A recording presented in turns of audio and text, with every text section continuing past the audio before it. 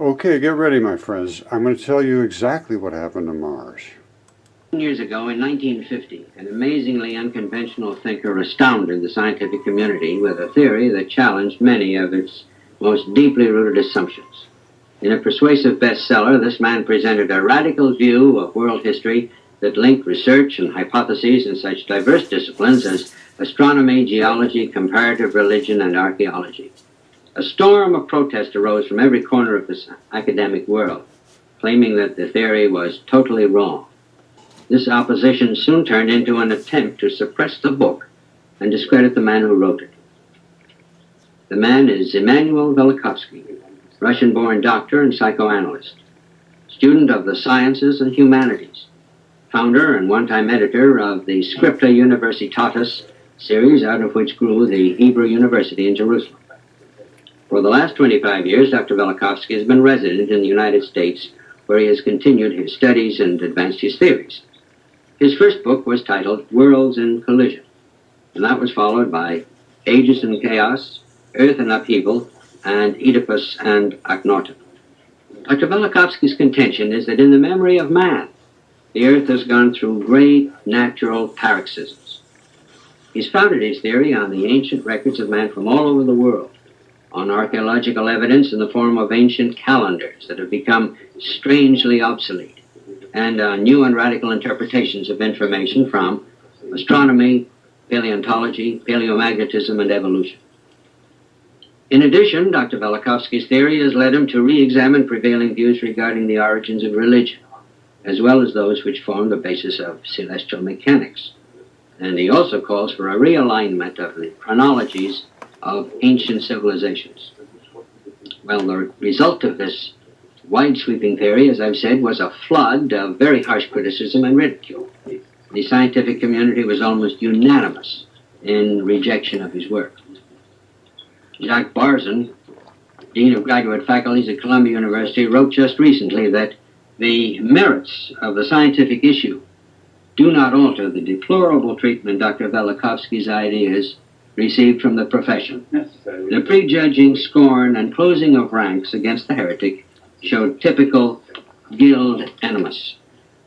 In recent years, however, evidence collected during the geophysical year and by several space probes has tended to verify several of Velikovsky's predictions. For instance, he had said in the face of strong disagreement that because of her recent birth, Venus is extremely hot, a view subsequently borne out by observations of Mariner 2. He was accused of inventing an interplanetary magnetic field, but one has been detected since then by Pioneer 5. He claimed in 1950 that the ancient civilizations of Central America were much older than believed. Recently, this view, too, has been proved by radiocarbon dating. All in all, a score of Dr. Velikovsky's predictions have been verified, and the opposition within the scientific community has abated. New voices are being heard. For instance, that of Lloyd Motz, professor of astronomy at Columbia University, who, while he still disagrees with Velikovsky, says his predictions should be recognized and his writings should be carefully studied and analyzed because they are the product of an extraordinary and brilliant mind and are based on some of the most concentrated and penetrating scholarship and research of our period. Here with us today on Camera 3 to discuss his theories with Dr. Velikovsky in his first television appearance is Eric Larrabee. All right, I'm going to stop it right here, and we're going to go and see about what he had to say to Velikovsky. A couple of little clips about it. Velikovsky had all the research done. He actually did the research where he went and went to all the different places in the world. The libraries, the museums, the carvings, the etchings, everywhere, the oral traditions from all different diverse cultures that had no contact with each other, and they all had the same story and the same dates. And when he wrote about this, they forced his book off the bookshelves. The publisher had to take it off because academics said, we'll never buy any more books from you, Mr. Publisher, unless you take Velikovsky's book off, Worlds in Collision. They did. They took it down. After it was #1 on the bestseller list for 11 weeks in a row, they said, all right, that's it, no more. That's book burning. All right, now this is the interviewer. This is some years later. And he discovered that nobody cared whether they were right or wrong. Listen. Later on, when I felt, and I know Dr. Velikovsky felt, that a very considerable amount of evidence had piled up, which was very helpful, to put it mildly, to his side. And the resistance of the professional journals to taking all this seriously was still as great as it had been at the start. And I felt also myself a degree of obligation. I wanted to pay my respects to him, and I wanted to pay some of my intellectual debt to him. And so I wrote, and Harper's accepted, the second article, attempting to bring people up to date and give some of the items that had come along. As late as 1959, the surface temperature of Venus was calculated to be roughly the same as that of the Earth. But in 1962, the Mariner probes to Venus found it to be 800 degrees Fahrenheit. The probes also found hydrocarbons in the atmosphere of Venus. In 1946, Velikovsky had stated these two tests, the heat of Venus and the presence of hydrocarbons, to be crucial to his idea that Venus is a newcomer to the solar system.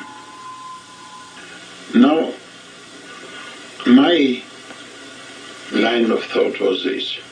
Venus erupted from Jupiter only several thousand years ago. Jupiter, by the way, is 400 times heavier than Venus. And so it was the natal heat, and then the change of motion into heat when Venus, traveling on a extended ellipse, met on its way other celestial bodies, twice meeting the Earth. And electrical discharges also took place between Venus and other celestial bodies, even its parental body, Jupiter. These and other causes, radioactivity that was engendered, resulted in heat, and Venus was observed by the ancient as a very brilliant incandescent body, rivaling the sun in its brightness. So it is also described by the Chinese, by the Babylonians, by the Mexicans. I claim that it must be close to incandescent. And finally, 11 years after World's Ecology was published, after the radio noises were observed coming from Jupiter, other planets were investigated on radio signals, and radio signals coming from Venus were found, but of different nature, of thermal nature, indicating that Venus is hot. It was unbelieved, and therefore the main task of Mariner 2, Mariner first one didn't succeed, of Mariner 2 in December 1962 was to find out whether Venus is really hot. At that time, it was found that it is something like 600 degrees, and the announcement was made that it's most probably a mistaken result. But at that time I wrote that most probably it will be found more than 600. And truly, a few months later, it was announced it is 800 degrees Fahrenheit, and today it's already found that it's over 900 degrees Fahrenheit on the bottom under the clouds. Okay. A temperature at which many metals are molten. Following the confirmations of the Mariner probes, Velikovsky brought the success of his predictions to the attention of the scientific community. Dr. Motz, Department of Astronomy at Columbia, is a past president of the New York Academy of Science. After Velikovsky had come to me, I agreed to write a letter to Science delineating his statements, his discoveries, stating that Venus would be found to be very hot, that radio emanations would be found coming from Jupiter, and a number of other things that we specified in the letter. So Dr. Bogman and I did indeed write that letter to Science, indicating that regardless of whether one believed this to have stemmed from Velikovsky's theory, his prior rights to discovery ought to be recognized. And then we indicated that we did not accept his theory as such, but we did accept his discoveries. See, after we had written the letter, the argument was started again, and people did write to me saying that I perhaps should not have done this because clearly saying that Velikovsky had announced these things did not specify the truth of his arguments. And I indicated that I felt that a person who had made an announcement who had indicated certain things ought to be given credit for these things. Do you feel these are very unusual statements to have come true? Yes, they are very unusual because nobody suspected that Venus would be as hot as it was found to be. And people had no reason to suppose that radio waves would come from Jupiter and that these other things would be found to be so, or the carbohydrates that are thought to be on Venus and things of that sort. So why did these other scientists feel that this was not proper on your part? Well, because they felt it would lend support to what they thought was an irrational theory, you see.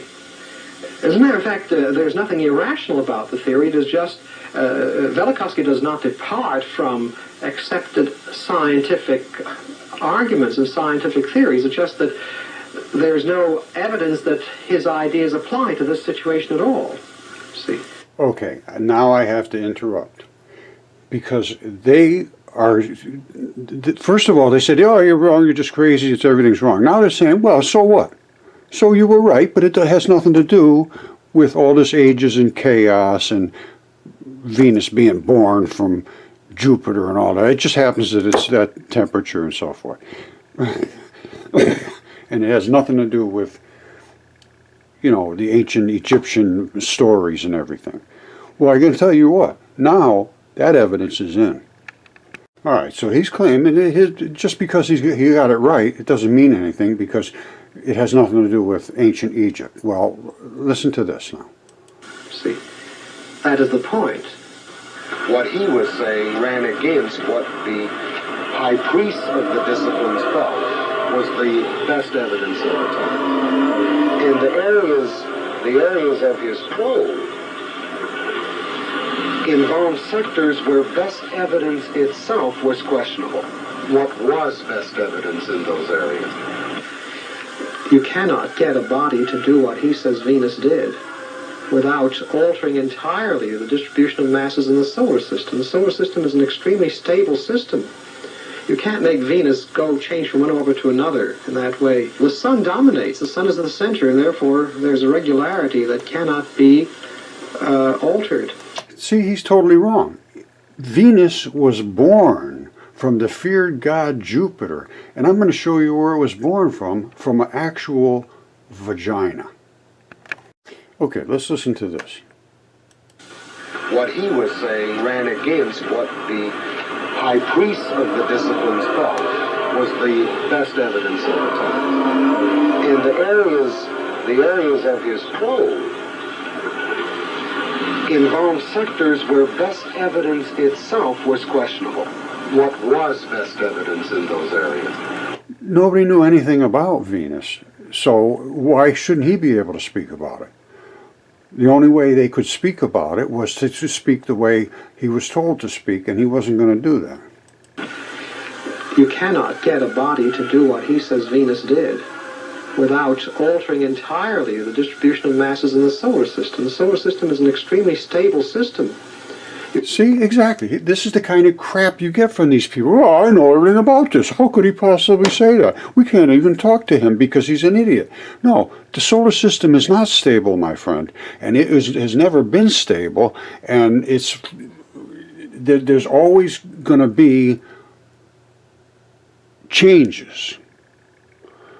Now, I agree that once everything is out and it's in its orbits, they stay very stable. I agree with that. But once you have a new planet introduced into your system, it's got to find its way. When it does, the Earth passes through its tail a couple of times, exactly what Velikovsky said. This is the kind of stuff I'm running into right now. We accelerated light. That's red pulse laser. There's a particle in there, which is that particle right there. That particle has a magnetic field around it, creates the wave, and pushes every other particle that is in front of it. That's what all that red stuff is, the little glowy stuff. Those are all gases and molecules that are in the air. We accelerated into a venturi. Then we actually separated the black from the white. There's black and white. That's fission, and then we had fusion. These are the Higgs fields. We did all of this stuff for almost nothing, and the high priests from Fermilab and so forth won't let me speak.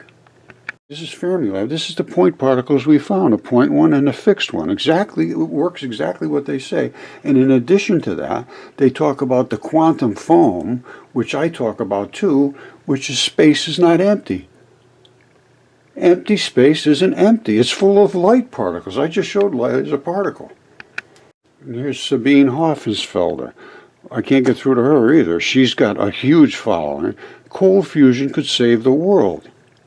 Unlimited, clean, all of that stuff. We can do it right now. All right, anybody that knows what fusion and fission is, first of all, you have to start with the smallest particles there are, and then break them apart, and then put them back together. Okay, I just showed you what Fermilab says the smallest particles there are this black one, which is the fixed one, and the white one. The white one is the glowy one, and the black one is this one. There they are right there. This is just the energetic values of this particular particle. They're glued together right now. So what does that mean? They're stuck together. They're of one single part. Okay? What did we do? We broke them apart. We separated the black from the white. That's fission. That's fusion. Sabine just said we could save the world if we could do cold fusion. This is what we did. We didn't have to separate, and we used no extra energy whatsoever to cause this separation, which is fission. And then they have to come back together, and that is fusion. That happened right here. And in between, if we could put a harvester right in between there, we should be able to get a hell of a lot of free energy. All right, we put this thing right here and put a solar collector right there.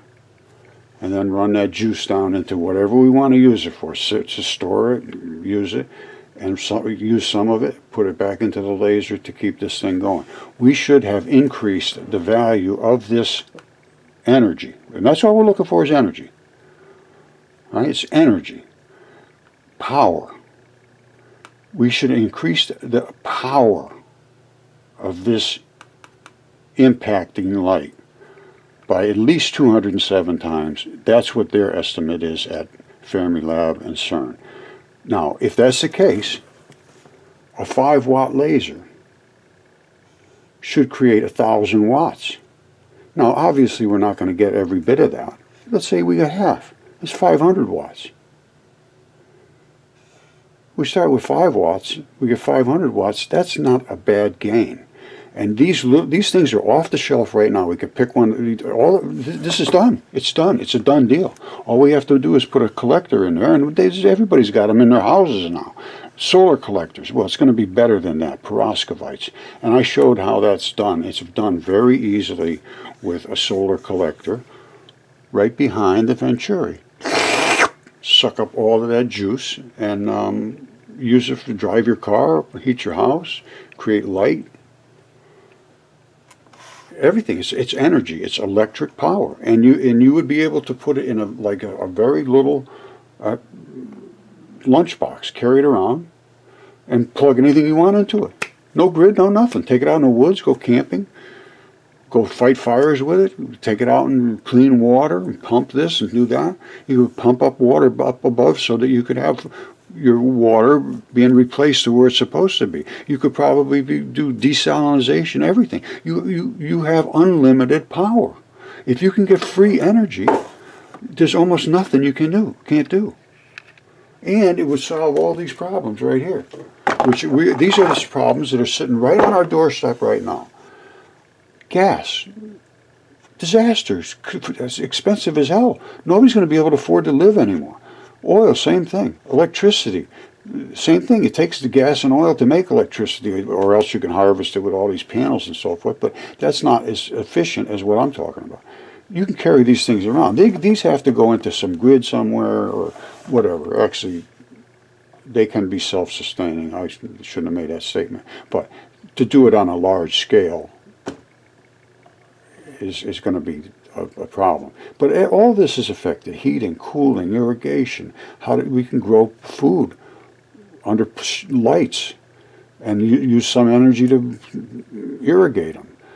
All shipping of everything, moving of anything around, goods and so forth. Shelter, floods, hurricanes, tornadoes, drought, disease, war, and death. And that's what's happening now because we're destroying the atmosphere by blowing it up with combustible gases, and that's what's creating all the turmoil as it spins through the other particles that are in space, which are these particles, which are light. We have to get through the particles of light, and the sun is giving off particles of light in copious quantities. We just don't see them because they're not interacting with anything. They just come on their way coming to us to become light and to become energy. And they are, because when they hit our ionosphere, which is out around the globe, there's a layer. It's called the ionosphere. Ions mean extra electrons. All those extra electrons are out there because they're being forced into our atmosphere by the sun. They are nothing but electrons and photons forcing it in. And as our atmosphere, like a big rubber tire, scrubs through that, it heats like hell out there. It's 2,700 degrees. Way out there at the ionosphere, it's ridiculously hot. Same thing with the sun. The sun itself is 10,000. You get way out at the corona, way out at the edge where its atmosphere scrubs, and it's so big that out there it's millions of degrees. They say, oh, it's got to do with this or that, and they have no explanation for it whatsoever. It's just they know it's there, and they just doesn't mean much to them. They have their ideas, and they stand behind them. Just like this guy, Lavery, I think was his name. He says, it's just like Max Planck said. The old ideas are stuck, and the only way science advances is one funeral at a time. See, he's saying that Velikovsky's got an irrational theory because the sun dominates everything. It's the center. Well, if a new planet came, it would have to find its way. I think I've explained this, but just, this is the kind of attitude that stops science from progressing. You see. As a matter of fact, there's nothing irrational about the theory. It is just, Velikovsky does not depart from accepted scientific arguments and scientific theories. It's just that there's no evidence that his ideas apply to this situation at all. See, that is the point. What he was saying ran against what the high priests of the disciplines felt was the best evidence of the time. In the areas of his probe involved sectors where best evidence itself was questionable. What was best evidence in those areas? You cannot get a body to do what he says Venus did without altering entirely the distribution of masses in the solar system. The solar system is an extremely stable system. You can't make Venus change from one orbit to another in that way. The sun dominates. Absolutely you can, my friend, because Venus was born from the feared god Jupiter, which people will never accept any of this stuff. But let me show you where it was born from.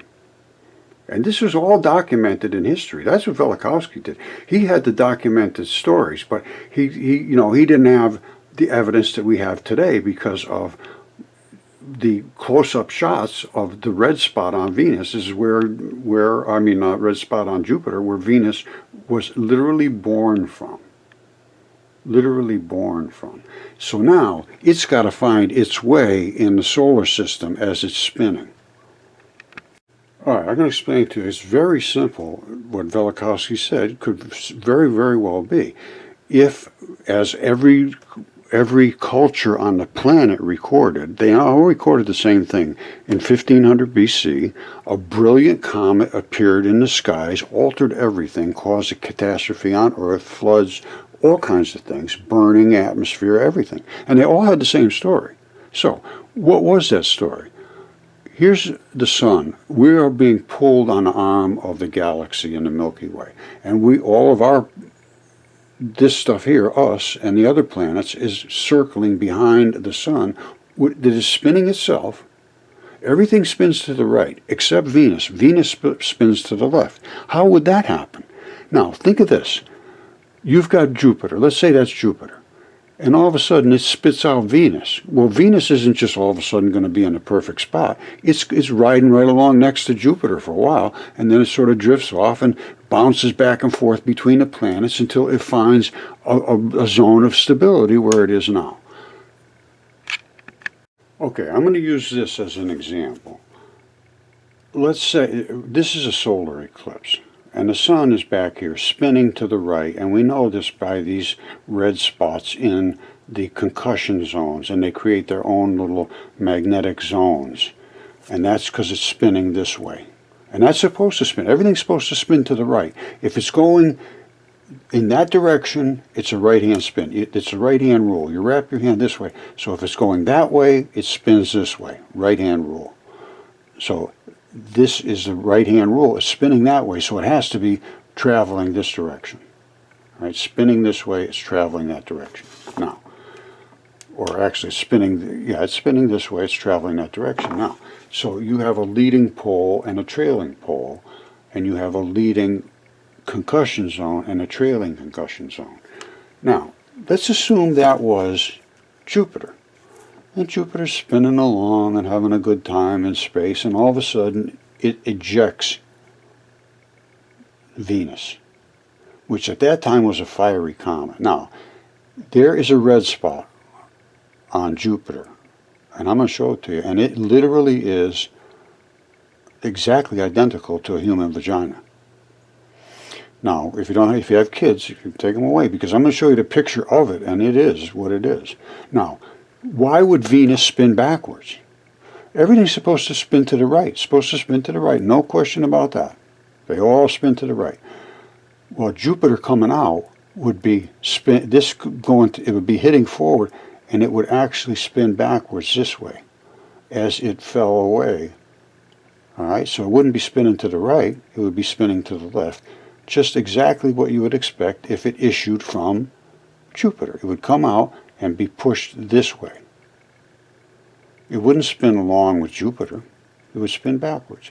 And it's the only one that does, and that was what makes it so extremely hot, because it is not only scrubbing through the universe, its tires are going backwards. It's like a car going down the street with its tires going backwards. It's got to scrub just the way all of us scrub. This is scrubbing like crazy. But this is going backwards, and it's going to be scrubbing so much harder, it's unbelievable. And it is like 950 degrees or something. It's like you said, molten lead. It would be floating around out there. All right, just remember this. This tissue right here, we'll see this little entrance. This is the vagina. This is, like I said, like the hair. This is called the pubis mon, also the Venus mon, which is the mound of Venus. And it's a mound. That's why the stuff goes around it. This little cleft here is part of the anatomy of the vagina. This little zone here, which is where it separates between the tissue and the outer tissues, is literally hair in a normal vagina. All right, so don't forget what you're seeing here. It's what it is. And here it is. All right, let's look at it carefully. I mean, this was that tissue that separated around the top. That's the urethra. That's the vagina was right there. Now this little stuff here, look, it's almost identical. You couldn't hardly tell the difference. Look. Identical. This little bugger here, same thing. Identical, that little pinch there. And that's where Venus came out of. And then it spun backwards because, as I showed you, it was circling this way, it would circle backwards, and that's the only one that's backwards. And this is called a mons pubis, or the Venus mound. All right, so this is Jupiter. Jupiter's a huge, huge planet. This is the size of Earth compared to Jupiter. You see the bands again? These bands? These are the impact zones that are setting up their own little magnetic fields. This is the red spot right behind here. This is Earth, which Venus is the same size as Earth, basically. Now, the red spot itself is not a swirling storm. The clouds, as it spins, remember, right-hand spin, these clouds that are coming here have to go around this. This is a mound. All right, and it is also a vagina.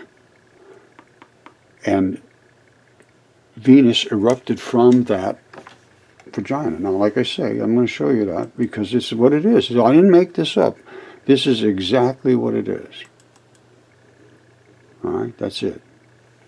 This is exactly the formation of a vagina.